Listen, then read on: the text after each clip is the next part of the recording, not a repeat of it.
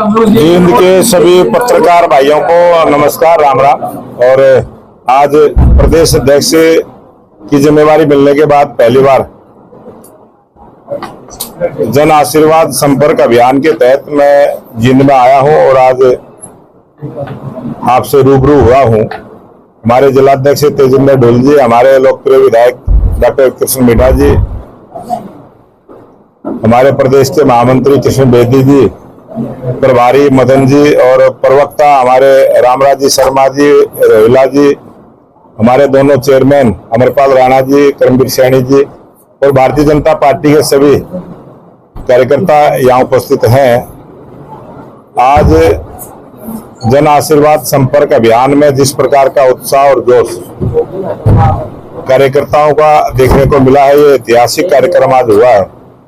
और इसी प्रकार से जन आशीर्वाद शंखनाद रैली, जिसका आयोजन कल कुरुक्षेत्र में लोकप्रिय मुख्यमंत्री नायब सिंह सैनी जी के नेतृत्व में, हमारे राष्ट्रीय नेतृत्व, प्रदेश का नेतृत्व, सभी के नेतृत्व में जो एक सभा का आयोजन हुआ और जिस प्रकार से घोषणाएं हुई, उसमें जो पहली घोषणा मुख्यमंत्री जी ने किसानों के लिए की, जिस प्रकार से लोकप्रिय प्रधानमंत्री नरेंद्र मोदी जी ने तीसरी बार सरकार बनने के बाद किसान सम्मान निधि देके अपने कार्यकाल की शुरुआत की, उसी प्रकार से नायब सिंह सैनी जी ने जो अपनी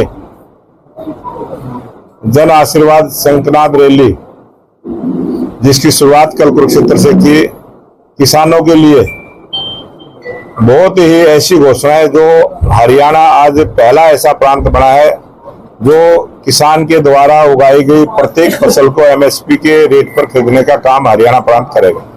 ये बहुत बड़ी उपलब्धि, पहली बार ऐसा हुआ है। मैं पार्टी की तरफ से सरकार का बहुत बहुत धन्यवाद करता हूं। और किसानों को बिजली के बारे में भी, बिजली के ट्यूबवेलों के बारे में भी, बिल के बारे में भी, ट्रांसफार्मर जो जल जाते हैं उसके बारे में भी, और जो आबियाना शुल्क 133 करोड़ रुपए किसानों का था उसको माफ करने का भी, ऐसी 5 घोषणाएं सरकार ने की हैं। और अनेक ऐसी घोषणाएं हमारे मुख्यमंत्री नायब सिंह सैनी जी ने की हैं, जिससे आज एक तरफा वातावरण भारतीय जनता पार्टी के पक्ष में बना है। और आने वाले समय में विधानसभा चुनाव में स्पष्ट बहुमत की सरकार अब भारतीय जनता पार्टी की नायब सिंह सैनी जी के नेतृत्व में बनेगी। आज जिस प्रकार का उत्साह और जोश कार्यकर्ताओं में है, जिस प्रकार का उत्साह जनता में है, जनता में चर्चा शुरू हो गई है। जनता चाहती है कि पहली बार हरियाणा प्रदेश में ऐसे मुख्यमंत्री बने हैं जो किसान के हित की सोचते हैं, जिन्होंने किसानी की है, गरीब परिवार से हैं, ओबीसी समाज का पहली बार हरियाणा प्रदेश में मुख्यमंत्री बना। थोड़ा समय मिला, हरियाणा प्रदेश की जनता पूरा समय नायब सिंह सैनी जी को मुख्यमंत्री के रूप में देना चाहती है। और इसीलिए जनता ने मन बढ़ाया कि ऐसे गरीब परिवार का व्यक्ति जब किसी प्रदेश का मुख्यमंत्री बनता है, ऐसे अनेक उदाहरण देश में है। चाहे मुख्यमंत्री जब गुजरात के पहली बार नरेंद्र मोदी जी बने थे, उस समय वो विधायक भी नहीं थे, लेकिन पार्टी ने उनको मुख्यमंत्री बनाया। गुजरात में उन्होंने काम किए और लगातार 12 वर्षों तक गुजरात की सेवा करने के बाद देश के प्रधानमंत्री बने। ये जो ऐसे अनेक उदाहरण है, शिवराज सिंह चौहान उदाहरण है, कल्याण सिंह जी उत्तर प्रदेश के मुख्यमंत्री बने। इसी प्रकार से एक ऐसे गरीब परिवार से जब कोई ऐसी कुर्सी पर आता है, तो देश की जनता ने उसको आशीर्वाद देने का भी काम किया है। और इसी प्रकार से हरियाणा प्रदेश में भी आज जो हरियाणा की जनता की आस है, नायब सिंह सैनी मुख्यमंत्री के रूप में पहली पसंद बनेंगे और स्पष्ट बहुमत की सरकार भारतीय जनता पार्टी की बनेगी। आपने सबसे ज्यादा इस विषय को देखा है, आप खुद उम्मीदवार थे, आप लोगों के बीच में गए हैं, तो ऐसी कौन से विषय है जिनसे लोगों को थोड़ी सी दिक्कत आई, विषय उतना वोट नहीं मिल पाया जितने वाला? ये जो कांग्रेस पार्टी ने बहुत बड़ी झूठ बोलने का काम किया और कांग्रेस पार्टी ने अपने झूठ को परोसा, गरीब जनता उसके बहकावे में आई और उन्होंने 2 बहुत बड़ी झूठ बोली कि भारतीय जनता पार्टी ने जो नारा दिया आपकी बार 400 पार, ये इसलिए दिया कि ये संविधान को खत्म करेंगे। मीडिया के सामने बोला, ऑन रिकॉर्ड बोला, देश की संसद के अंदर भी खड़े होकर राहुल गांधी ने इस झूठ को बोला और संविधान को हाथ में लेके बोला, जो मर्यादाओं से परे था। मर्यादाओं को खत्म करने का काम कांग्रेस ने किया है और बहुत बड़ी झूठ बोली, जिससे एक वर्ग उसकी बात के बहकावे में आया। लेकिन ये काट की हांडी एक बार चढ़ती है, बार बार नहीं चढ़ती।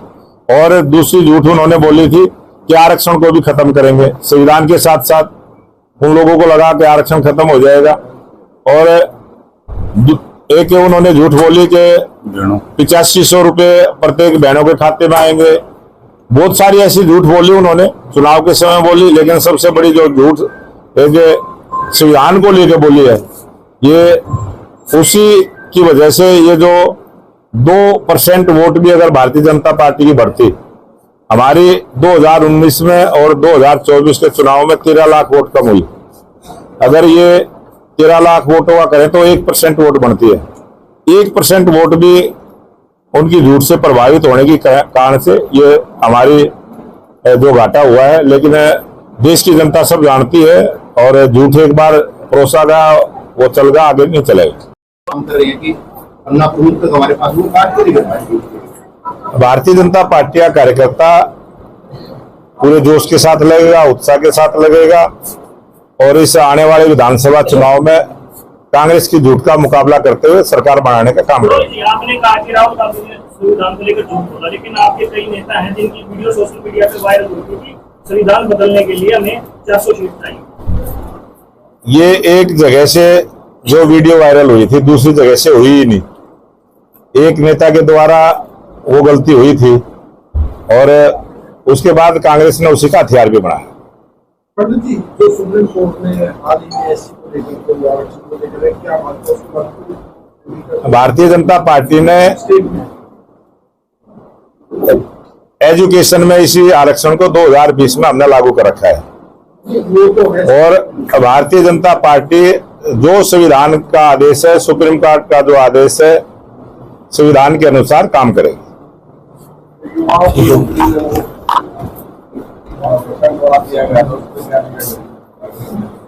जो हमारी पार्टी की जो सोच है, जो नीति है और जो 5 नंबर का जो आपने प्रश्न किया है, वो ऐसे बहुत सारे परिवार हैं जिनको आज तक सरकारी रोजगार में भागीदारी नहीं मिली। हमारी अपनी सोच है और प्रत्येक सरकार की जिम्मेवारी बनती है, राजनीतिक दल की जिम्मेवारी बनती है। कोई अगर वर्ग, कोई समाज, कोई तबका अगर उससे वंचित है तो उसको किस प्रकार से लाभ में शामिल करें, ये हमारी सरकार की पॉलिसी है, उसी को हमने लागू किया। और आज जी फरवरी में खट्टर साहब जो मुख्यमंत्री सभी अभियानों का माफ करने की घोषणा की, लेकिन आज तक अभियान माफ नहीं है। अभी भी नंबरदार गांव से इलेक्शन तक ले जाते हैं। 7 दिन के अंदर घोषणा हुई है, 7 दिन के अंदर अंदर ये अभियान सबका माफ हो जाएगा। नहीं, फरवरी में भी घोषणा हुई अभियान माफ करने की। अगर कोई हुई थी तो उसका नोटिफिकेशन अगर जारी हुआ हो तो दिखा दो आप। नोटिफिकेशन जारी हुआ ना, घोषणा किसने करी थी? मुख्यमंत्री ने खट्टर साहब। कोई रिकॉर्ड सबूत है तो वो दिखा देना, हमें बता देना। कांग्रेस हरियाणा में हिसाब पद यात्रा निकाल रही है और भाजपा से 10 साल के कार्यकाल का हिसाब। भाजपा अपने 10 वर्षों का, हमने जब 2014 में सरकार बढ़ाई तब भी यही बात कही थी कि अगले चुनाव में अपना हिसाब लेके जनता के बीच में जाएंगे।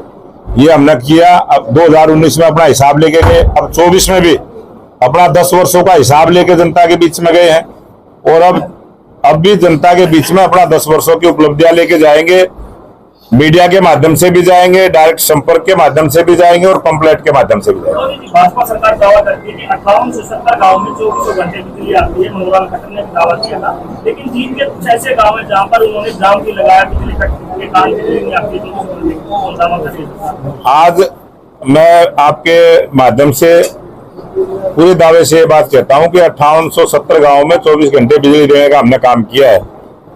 और टेक्निकली अगर किसी गांव में जगमग योजना लागू नहीं हुई है, किसी कारण से भी उस गांव में वो काम पूरा नहीं हुआ, वो गांव अछूते हैं। हमारा प्रयास है कि हम 100% गांव में 24 घंटे बिजली की देने का काम करें। संगठन में कुछ लोगों ने पार्टी के साथ गद्दारी की, उसके बाद संगठन में लगातार पार्टी हर चीज को देखती है। कई दफे कार्यकर्ता काम करता है वो किसी को दिखता नहीं है। सभी कार्यकर्ताओं ने काम किया है। कभी किसी कार्यकर्ता का काम नहीं दिखता, दूसरा कार्यकर्ता सोचता है कि ये काम नहीं कर रहा है, लेकिन सबने काम किया है और सब मन से लगे। नायक सैनी सरकार के पिटारे और ऐसी कितनी योजनाएं हैं जो सरकार बनाने में कारगर साबित होगी? ये जनता की सरकार है। जनता